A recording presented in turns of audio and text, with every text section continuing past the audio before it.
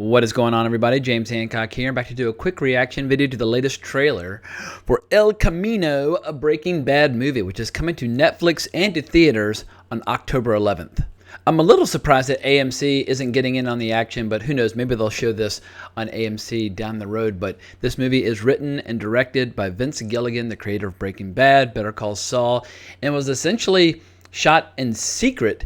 But I feel like this is the best way to tide over fans of Better Call Saul while we're waiting for season 5. But also, I feel like there are a lot of people out there who loved and adored Breaking Bad, but who never quite made the switch over to Better Call Saul. I mean, Breaking Bad is one of the most beloved TV shows of the 21st century. You could probably make a case that it is the most beloved TV show of the 21st century, but I think Better Call Saul is a very worthy successor and arguably the best written ongoing show right now. I mean, there's some other good ones out there as well, like Succession. But I think there are a lot of people out there who want to know what's been going down with Jesse Pinkman. And my understanding is that this new movie picks up right after the series finale of Breaking Bad with Jesse on the run. As we've seen with some of the teasers, we know that Skinny Pete and Badger are going to be making an appearance. But according to Vince Gilligan in an interview, around 10 characters from Breaking Bad will be returning in this movie. And what has me most excited about seeing this movie is that I love movies and shows that find a way to create this hybrid genre where it's not a modern day Western, it's not a film noir, it's somewhere in the middle. It's like those two genres or subgenres got together and had this like beautiful, exciting, like cinematic baby. Movies like No Country for Old Men live in that space where they're not so easy to categorize, but there's this unmistakable mood and atmosphere of crime and danger and brilliant characters all in the American Southwest. And I love how Breaking Bad, Better Call Saul, and hopefully El Camino just define that vibe that I'm looking for.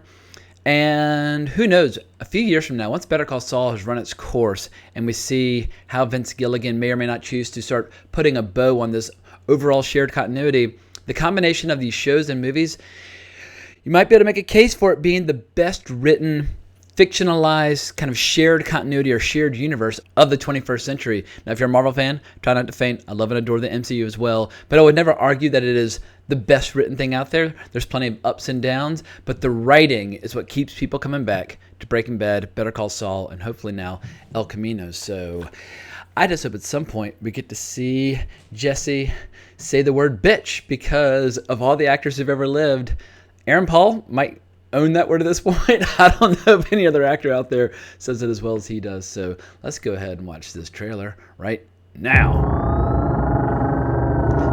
That is the vibe I'm looking for. Film noir and westerns combined.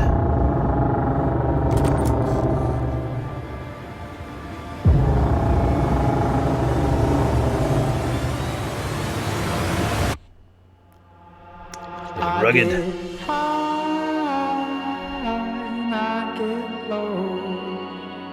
Oh, that's the way these things go. I saw my face in the mirror, and Lord, I know I've changed. Beautifully shot. So I look much the same. Nice. Going for the Heisenberg look. It's a good look. I'm not biased. My soul, tell my heart, I told you so. I lay like bait in the lion's cage and wait for my time to come. It's a bold trailer, no dialogue for a show and world that's so known for its dialogue. So much more than you ever know.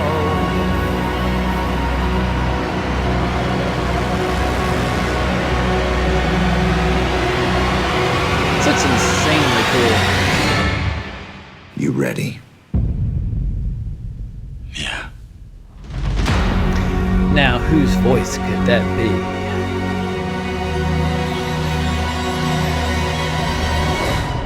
People are going to go berserk wondering whose voice that is, but I don't know if I want to put forward any theories because this is one of those environments where the fandom is so intense and so fanatical where you can very quickly put your foot in your mouth and just get eaten alive. Like there's certain franchises out there where the fans have degrees of expertise, almost like white belts versus black belts, as if you're studying a martial art. And I would say when it comes to Breaking Bad and Better Call Saul, I probably maybe like a green if I'm being nice. I earned my green belt in karate back in college. I went from white to yellow to green. But there are definitely people out there where they do shot-by-shot breakdowns of every episode, and they can tell you what every Easter egg signifies. And if you listen to podcasts where the writers of the show are interviewed, they're blown away sometimes by how some fans out there know this world better than the people who create it. So I'll let smarter, better informed people than myself theorize as to whose voice that might be. But obviously the big question for a lot of people is going to be, will Bryan Cranston make an appearance as Walter White? And I'd be okay with him not making an appearance because I feel like as great as the character Jesse is, it's kind of cool if he can escape from Walter's shadow and be the star of his own story. And their chemistry obviously was sublime. I mean, those two guys, you can watch them, they can just chew the scenery for days and talk about nothing, and it's riveting. But maybe it is time for Jesse to be the master of his own destiny and not have to constantly think about Walter ruining his life. In any event, October 11th, I'll be fired up and ready to go to watch this movie. But if you enjoyed this reaction and review, please consider subscribing to my channel. I would really appreciate it. If you want to talk more about Breaking Bad, Better Call Saul, El Camino, any of the above, you can find me on Twitter at Colbrex. But thanks so much for watching. I really appreciate it. But more importantly, as always, onwards and upwards.